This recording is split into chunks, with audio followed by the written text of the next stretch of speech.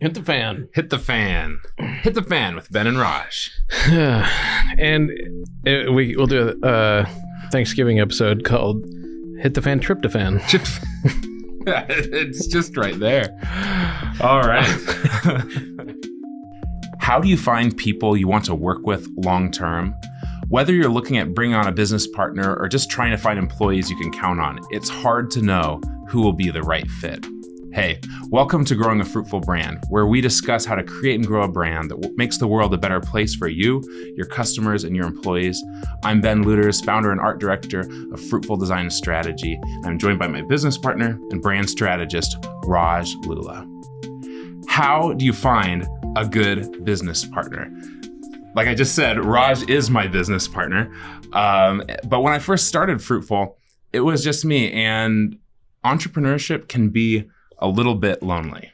Yeah, 100%. And I had also started a business around the same time, and we were finding this thing where, you know, I needed your services, you needed mine. Right. And it felt like we're both kind of in our little worlds trying to survive, and that can be lonely. Yeah, it can be terrible. And so, adding a good business partner can grow your business way faster than you ever could have grown it yourself. But if you take on a bad business partner, you can also ruin your business just as fast. Have we decided which one I am yet? I guess we're still here, so it's probably okay. Yeah, how long has it been? 5 years now. Wow, that's time flies. So yeah. I think that's proof that this has been a good partnership. And we get asked this all the time. I mean, people see the partnership that we have and they want to know, like, how does this work? Like, what is your arrangement? And, they're curious if they should explore, joining forces with someone else. Yep. and partnering with someone else. It seems really scary. In fact, when we were first, pursuing this, our partnership, we had a lot of people telling us, no, don't give away any equity, run away, especially equal partnership, 50-50 partnership, which is what we have. Yeah, and this also just isn't true of equity partners, because a lot of times the people who you might consider to become a partner in the business are either currently employees or are future employees, or in our case, I was a contractor who was working with you. And so finding the right people that you want to work with long term, don't just turn this off because you're like, oh, I'm not thinking about taking on a business partner. Right. It's really about finding those people who are a good fit for your organization and that you could see yourself working with in 5 or 10 years. We always ask people in interviews, where do you see yourself in 5 years? But sometimes we don't stop to think for ourselves, like, do I want to see this person in 5 years? And I never thought about that before. I got a lot to think about after this episode. And so this isn't just true of like finding a business partner, though it is helpful in that conversation. It's also true of just finding people that you want to work with long term, including employees and contractors. Yeah. Well, we've already started telling a little bit of our story, and I know that we often say that our clients should not tell their story so much. We get asked all the time, how did we find each other, and why our partnership works so well? We were just at a conference together where a lot of people knew Raj, but they didn't know me, and so many of them were asking me, it's like, how did you guys meet? How does this work? And so today we're going to share 3 things that we believe make our partnership work. Yeah.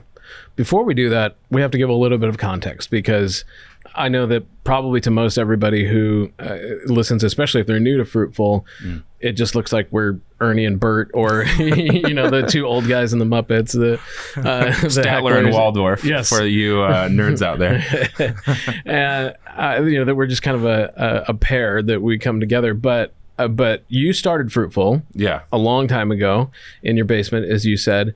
And then I came along, even though I've only been a partner for 5 years, it's actually, we worked together for much longer than that. And from your side, how did that start? Yeah. I mean, I had in the back of my mind at a pretty young age, while I was still going to design school, that like someday it would be so fun to run my own design firm and kind of be my own boss. But I was working at a small design firm. If you rewind 10 plus years, I was working at a small design firm and watching what my boss was doing. And it got to a point where I was like, I think I could do this myself, the design part of it. I liked people. I liked design. I knew like squat about running a business, of course. I was learning as much as I could from my boss, Donovan. And thankfully you married well. That helps. Yeah, that's true. And my wife, my other partner, really completes me as well. And she's a lot more, attention to detail, really good at like paperwork, and really good at just making sure we're not, in trouble tax-wise. She was just sending me a text document this morning. It was like, do you guys know about this? And it's like, yes, maybe. We'll see. And so she helped a lot too in those early days. But it did not take very long after starting Fruitful Design, as it used to be called, full time, that I realized, oh man, I am in way over my head. My wife she jumped in, near full time, unpaid, to just like keep this place running, which was put a lot of strain on our marriage and a lot of stuff at that time. Thanks, Meg. Yeah. Thanks, Meg. We're always indebted to you. And like Raj mentioned, it's so crazy. Raj, we have a mutual friend who saw that Raj was looking for a graphic designer to help him with some publications at the private college that he was the communications director for. And we got connected, and it was just a great client relationship. It was really collaborative, because one of the big things we were doing together was actually a school magazine. And so he was doing a lot of like the writing and wrangling people to do some writing. He was doing photography. He's also a photographer, very creative person, but he was able to like pull off this really cool project. And I was just along for the ride as a designer. And so, like Raj mentioned, we were already just like working together. We're learning we had no idea we were going to become partners in the future. But like we were learning how to work together and getting to know each other as friends as well. Yeah. And you were teaching me things as well. I can design. I've had Photoshop on my computer for a very, very long time, but it takes me a long time. I don't necessarily know all the principles of design. Mm-hmm. And there would be times where I really respected you as a designer for pushing back on me. And I'd give you a headline and you go, it's too many words. And you get that moment. Still love doing that. You get that moment as a writer where it's like, excuse me, I'm the writer here. But trying to be a teachable person myself, I took that and said, okay, cool. How many words we need? Okay, we need to go from 10 words to 6 words. Yeah. And then, but that sharpened me as a writer of how can I get rid of the fluff? How can I make this a more impactful thing? And that's where we really started to see the kind of marriage of design and strategy, that it's, sometimes the constraints of the size of a piece make it necessary to shorten the phrase that you're going to use, to make it more visible, to make it more impactful. And then so that makes both the design and the writing, the copywriting, the strategy better for those pieces. And so it wasn't just a one-way thing of me kind of managing a project you were working on. It was also you improving the quality of what I was working on, and that just worked really, really well. Well, first of all, thanks, Raj. But as you can see already in that little story, and we'll get into more of this later in some of our points, but like you can see we had very complementary skill sets, where he was really amazing when it came to writing copy, writing headlines, strategizing what should go where, even in a student magazine, taking amazing photos. And I loved giving room for those photos and letting them, showing off his work in that way.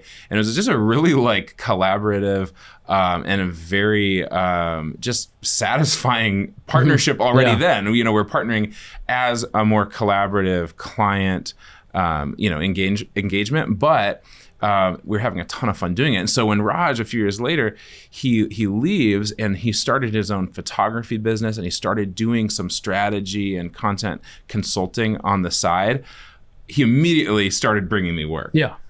Tell us more about that. Well, I think the way you're describing it and thank you, by the way, on the photos piece, I don't think I even realized it until you were just talking about it, but how satisfying it was to me to see my photos be given that much room, and also you helping pick the best one to display in a certain way. A lot of times as a photographer, especially at that time when I was very new in the business, I would get done with a shoot and go, okay, that was my last one because I don't think I got anything good. And then to watch it come to life in your hands of, no, this is how this should live. And you really only need 1 out of 100 that's good when you're an early photographer. And so watching you make those things better than the sum of their parts. And it's like, yeah, you put a headline here and you know, the text over here, and everything starts to come together. So I was doing my best work with you, and I think that you were doing a lot of your best work with me. And so that ended up working out really well. In the meantime, I was also an entrepreneur. I was starting my own business, and I had these clients that needed work done. They needed to tell their stories, or you know, get into their customers' stories more, and they needed to revamp their websites. And I only had half of that equation. Right. I had text and photos, but I didn't have the design piece behind it. And so I needed you, Right. and you know, and I needed more work at that time. So it was like, it's amazing the timing of some of this stuff. You can't, you know, it's hard to, you know, project that on someone else. Like you can't plan on that always, but there were some really cool timing pieces that play into our story a lot. Yeah, had it happened a couple of years later, we both might have stayed like really, you know, good friends and contract relationship rather than a business partnership, kind of just based off of when both of our businesses were growing up and the needs we both had. But you know, from my side, you know I needed this you know, resource of design to really bring this work to life, and I was able to manage those projects, but I needed kind of the thing that glued it all together, and that's what I found with you at Fruitful. Yeah, so he started finding these clients, or clients were finding him. I don't know exactly. Sometimes a little bit of both. A little bit of both. And then he'd come to me and like, okay, you know, we've got this, you know, retainer basically of, you know, I'm going to be doing monthly strategy stuff, weekly strategy stuff with this client, but they're going to need these deliverables. And so it was so funny, like our first couple, you know, contracts we had with these guys, since we weren't actually business partners, we were collaborators and contractors, you know, we had these clients actually signing 2 different contracts, writing 2 different checks to 2 different entities, to Fruitful Design and to Lula Photography at the time. And so it got to a point though, as that started really taking off, that it almost got like comical, messy, or like, and just messy, and like, it's a bad user experience. It's like, we were starting to think about partnership, or how to, you know, hire Raj, or, you know, what should the nature of our partnership be in order for this to just be a better and more honest experience for what our customers were experiencing. And then we turned it into, we'll just have the whole contract underneath Fruitful, and then you can just pay me out for the projects I'm working on. And then it turned into, you know, I would sit in the Fruitful office several days a week because it's just more convenient to work on, you know, doing some photography work even in the Fruitful office. But then I'd be hearing you have meetings with clients working on their websites. And, you know, I don't know if you ever have this experience where you're like watching people break up at Starbucks or something, and you're just like, you should say this. Just, okay, this is it. Yeah. And we were having that experience where it became inconvenient for me not to be on every project, and likewise too. I mean, you know, I'm building my own photography website, not wanting to ask you to do it because I don't have the money to pay you to do it at the time. Right. So we were just kind of, you know, inconvenienced on both sides. And it's so weird looking back now. We were just like kind of bumping around, but kind of growing into each other. It was just, it really happened more organically than we and it felt clunky sometimes at the time, because we didn't know what it was going to become, right? You know, but obviously there was a few things that happened that like really kind of forced us to, you know, really consider like, okay, what are we doing here? You know, how do we do this? And I think part of that is that we didn't realize at the time kind of all the pieces that were in play. You know, I didn't know, for example, that Meg had worked at a law firm before, and that she was bringing a lot of that kind of structure to Fruitful. And I was having to do it on my own over on my side, but you didn't realize how much you saw me kind of more primarily as an artist in photography and copywriting, that you didn't know how much of the, you know, business strategy and pricing and all those things I was doing for myself. And even before that, when I was at the college, managing a budget of, I think, about $1 million at that time. And, you know, so there were so many things that we hadn't quite learned about each other yet. And so even when we took the step into me working full time at Fruitful, it was a little bit tentative of like, what's he going to do here exactly? That is a weird thing, because I remember at that time, you know, I'd gotten to know Raj, like you said, as a contractor, and even then as a friend a bit, but it was still kind of this like feeling of like, how is this going to work? What all does he do? And then of course I was blown away by all that this guy can do and how it complements the things that I do as well. We promised, 3 things that we found in our relationship that would help other people decide if an employee or a contractor or even a equity business partner would be someone smart to bring on. And so what are let's start with those. What are those 3 things that we would tell people to look for that we have found? Yeah, I mean, one of the things, the first thing that you heard in our story coming out was someone that's already bringing value to your company.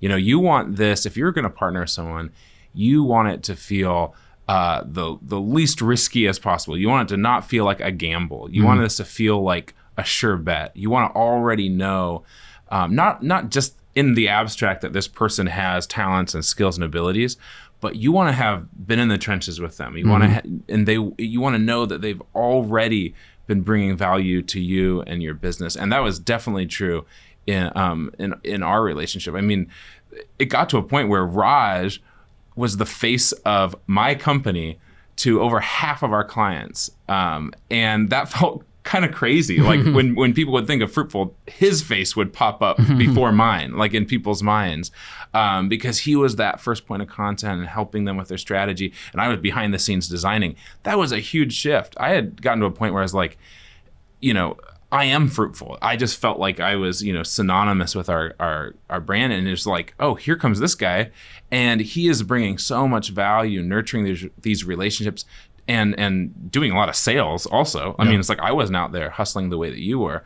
And so, you want it to feel more like a merger and less like a gamble or a risk. And that's really how it felt. When I frame it to people who ask, it's like we basically merged our 2 companies. The people, they tend to think like, why would you give away so much of your ownership to some guy, to someone else? And I was like, no, we just merged our companies. We were bringing equal value. We were both, equally invested, and we just really merged our two companies and our talents together. And so, I think that's how it should feel. And we mitigate that risk too by saying that I would only start with a certain percentage of ownership and that it would grow over time. Right. Now we ended up accelerating that because it gets messy for tax purposes and a lot of other things. But and also just the fact that it was so clear after even a year and a half, 2 years, that's like, oh, this is what the future of this company is for both of us, and we want to make sure we're both all in. And so we accelerated that, but it wasn't written that way to start with. No. We decided to take it slow. Yeah, well, and part of that comes from, I think, a lot of the advice that people were giving us of just like 50-50 ownership. I don't know if you all feel the same way, but there's a lot of people are probably like throwing popcorn at us right now. It's like no. There's a lot of stigma. I know we'll probably get some hate mail over this or some weird comments. We'd love to talk about that. Feel free to say what you will in the comments. But like, let's talk about that a bit. Actually, I think that is a unique thing. I think there, some people might recommend 51-49. So there's always someone who has a majority. But I think for us, I'll let you speak to it too, Raj, 50% of the time. But like for us, it felt more honest and more, it was more true of what the actual relationship was and should be. Yeah.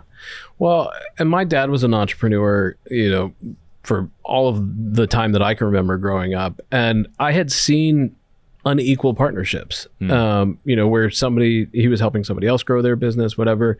And I just knew that it was going to be difficult for me to come to work at Fruitful and always know that, like, no matter how hard I worked or how much value I brought, and again, was already bringing 50% of the business, to know, yes, but if Ben decides tomorrow that this is over or whatever, that I don't have a vote, I mean, because to me, that's what 49 represented. It's like, sure, there would be a conversation, you would owe me a conversation, but ultimately you would have the unilateral decision-making power that I, was betting a lot of my future on. And it just it never sat well with me. So I would rather have, like we did, grow into that trust and say, hey, but where we're going to end is at equal 50-50 ownership.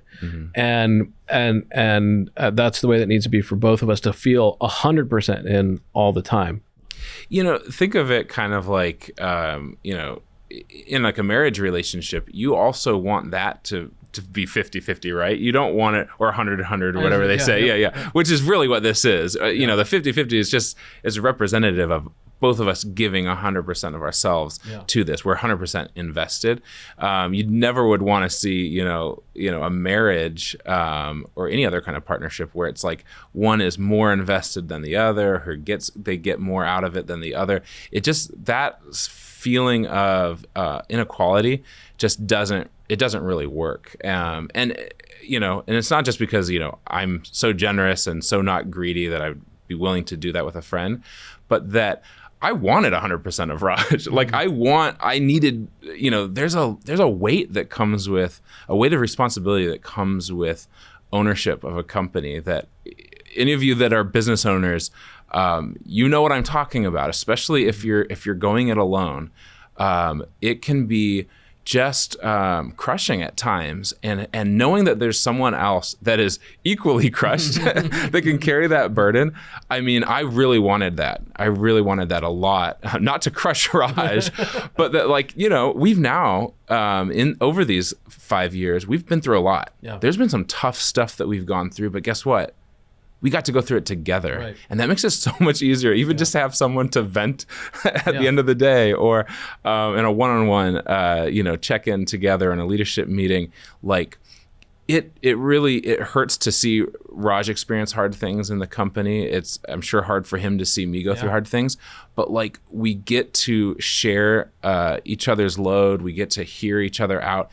And it's so nice to know that there's someone who is equally as invested in the success of the company and in me. You get to have that sort of American Tail somewhere out there moment, where you go to bed stressed about what's going to happen next in the company, and you look up the ceiling or maybe out the window at the moon, and then you know that the other person is across town looking up at the same moon going, yeah, this is tough. So which is the Tanya and which is the Fievel in this relationship? Because we do have a lot of similar loves and appreciations for childhood movies.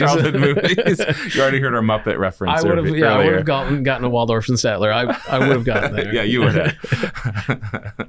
So, Ben, we talked about how a business partnership can be a lot like a marriage, and one of the things that everybody knows is how important communication is to a marriage. And so, what are some ways that we kind of figured out that our communication styles and priorities worked with each other, either from early projects or my early days of working at Fruitful? How did you know that was working? Yeah.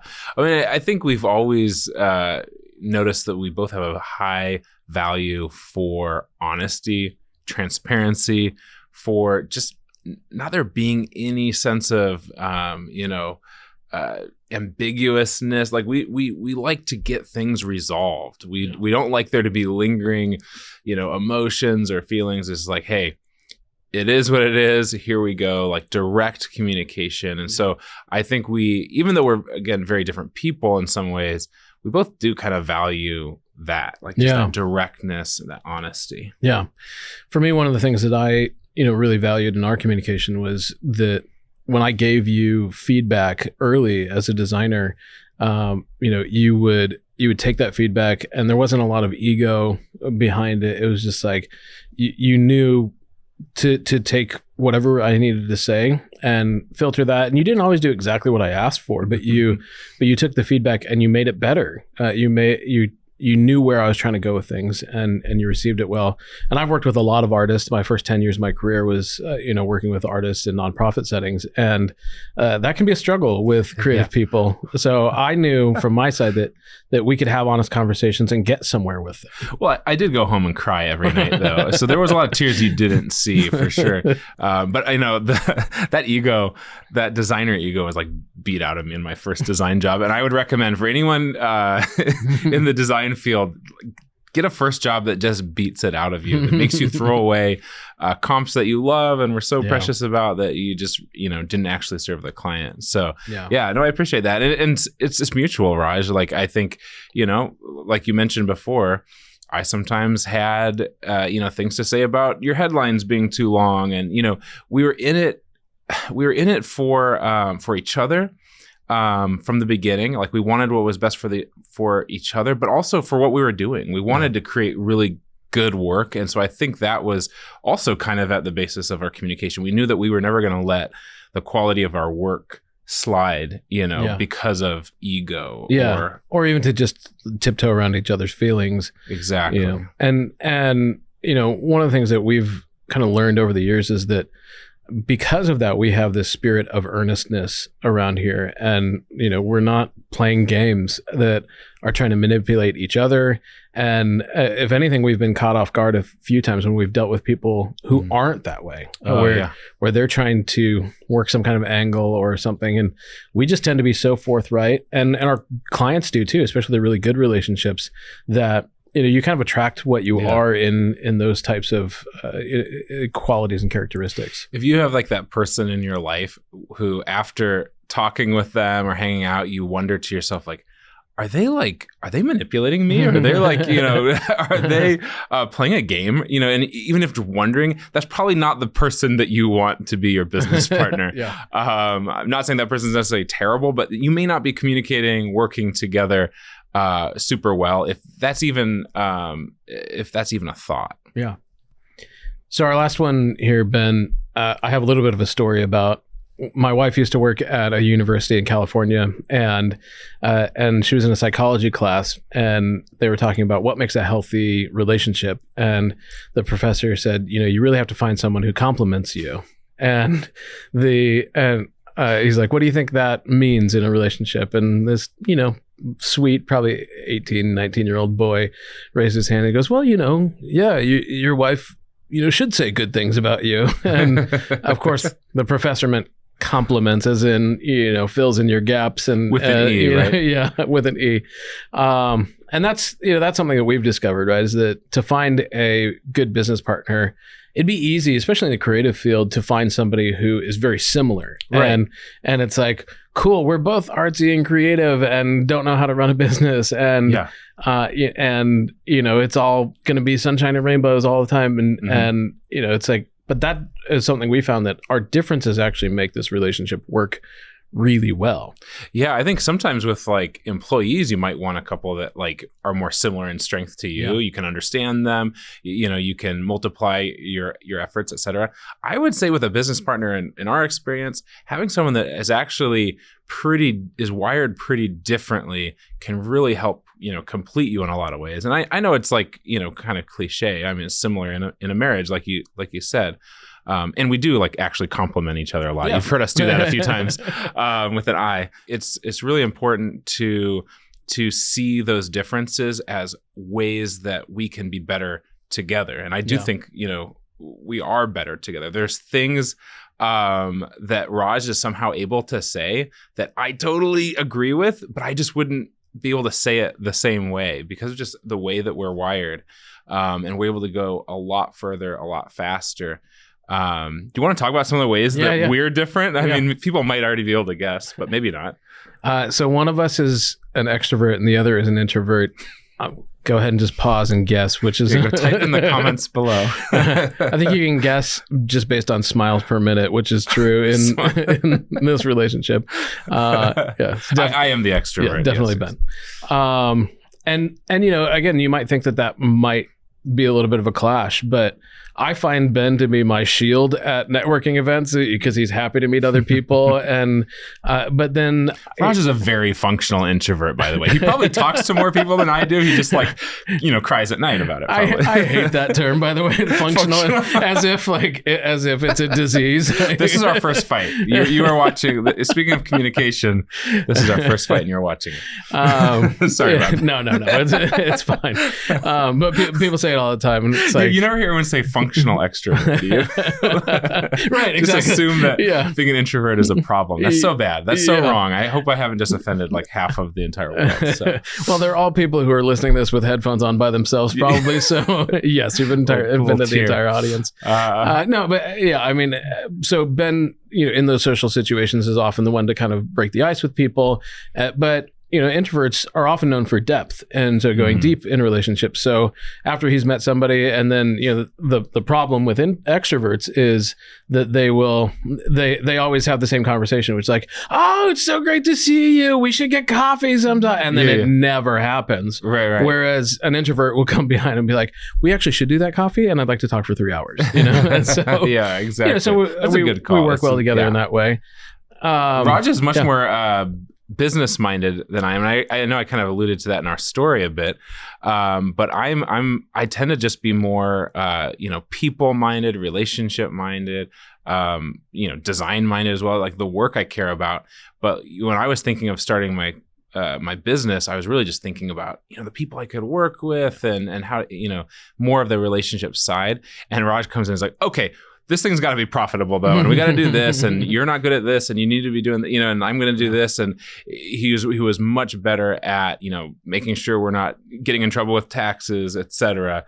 And I really appreciate that. One of the early ways that we discovered this was, as we talked about how we're still finding my value in the business early on, our office was directly behind Hardy Coffee down at 60th Avenue in Maple.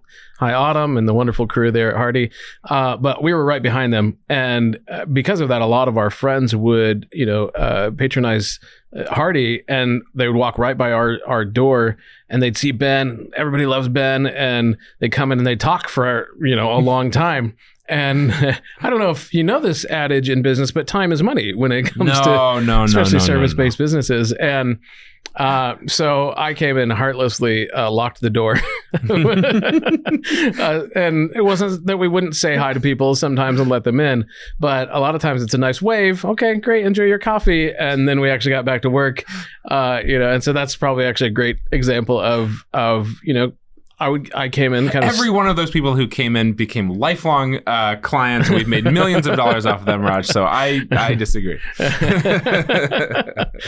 that's a good example of how I came in and kind of crunched the numbers a little bit and decided that, we needed to be able to, we want to spend time with people, but do it in an intentional way so that, we're not losing the business at the same time. Oh, totally. And it's funny even thinking back on that. I haven't thought of that in a while. And even as an extrovert, though, I like to get stuff done. Right. Like, and that was actually filling with a lot of stress and anxiety of like, should I even go to the office? Because like sometimes my whole day will be eaten up with just being a nice person. And it's like, I like being a nice person and everything.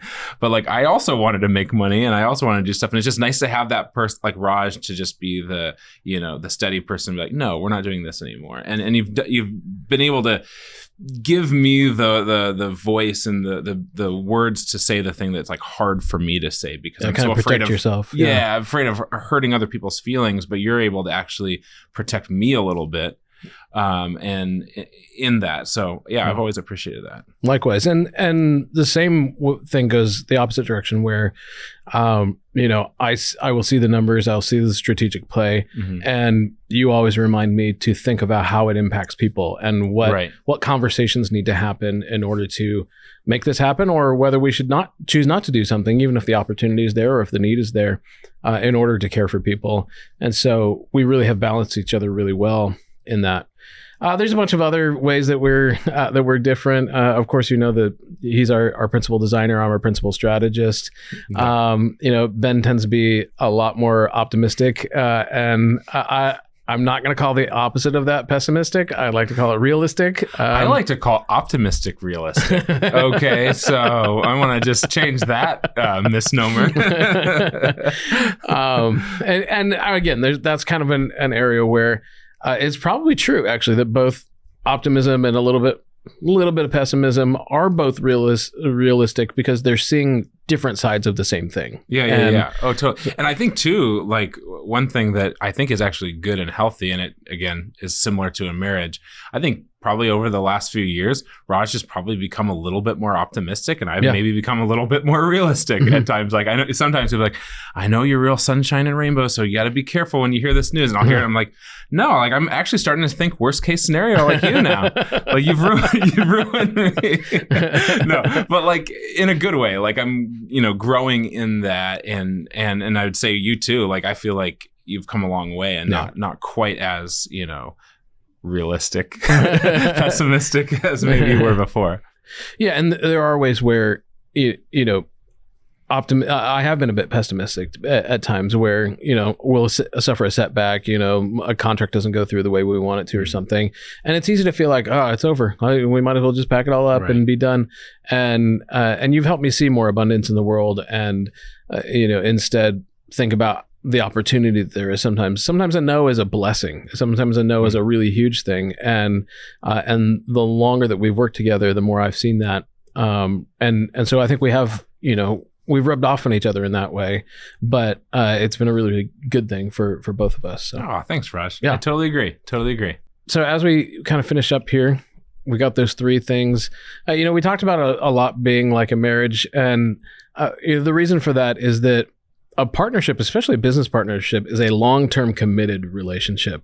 We're legally tied to each other. And that's just something you have to enter in very seriously. And I'm glad that our partnership evolved the way that it did, where we had the chance to get to know each other, and work together before we kind of even waded into working at the same company, let alone becoming business partners. And again, those three things that we talked about are really healthy. Are somebody who's always already bringing value to your company, somebody who shares your values, and somebody who complements with an E there, who fills in your strengths and and maybe has weaknesses that you don't have, and you fill in their strengths, and you have weaknesses that they don't have.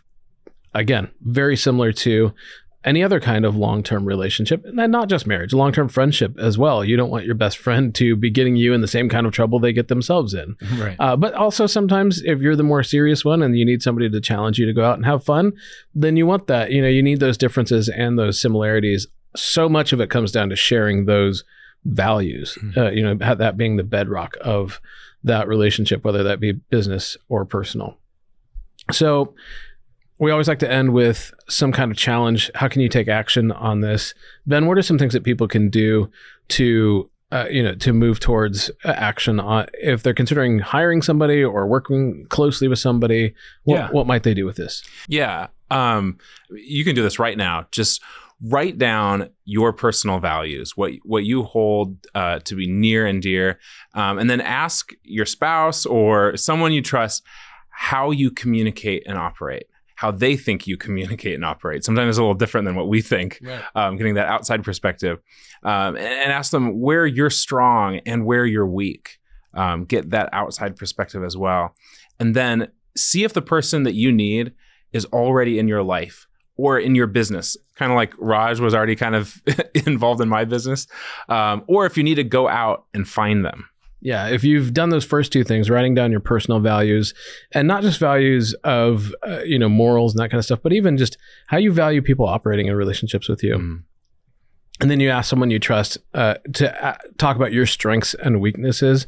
One thing that we do really clearly here is we use the word weaknesses or things that you're bad at. Our culture, a lot of times, we're like, oh, I need to improve at that. And we talk a lot about how we shouldn't should ourselves to death because there's things that we're just going to be naturally good at and things that we're not naturally going to be good at. And it's good to just, to admit that and then find people who can work with you to overcome those things rather than, try to always be the perfect person and get better at everything. So that way, when you've done those two things, you're going to have a good list of what you're looking for in a business partner or trusted relationship or trusted contractor. And again, they might be near you already, or you might just have kind of an ideal sort of shopping list of the person that you're looking for. And then they might work at another company right now, or you might meet them at a networking event, or, be introduced to them at church or, the PTA, wherever. And as they start to tick off those things, then you might you might begin wondering like, oh, is there something more that this relationship could become? Could we become business partners? Does this person show aptitude and interest and share values the same way, so that we could maybe do some great work together? That's how you would go out and find a good business partner, or they may already be in your life or in your business, and you just need to value that person the way that they deserve and that relationship deserves. Thanks for joining us today on Growing a Fruitful Brand. If you found today's show helpful, don't forget to subscribe and consider sharing it with someone who might also enjoy it. If you'd like to work with Fruitful on a branding, website, or messaging project of your own, you can always reach out on our website, fruitful.design.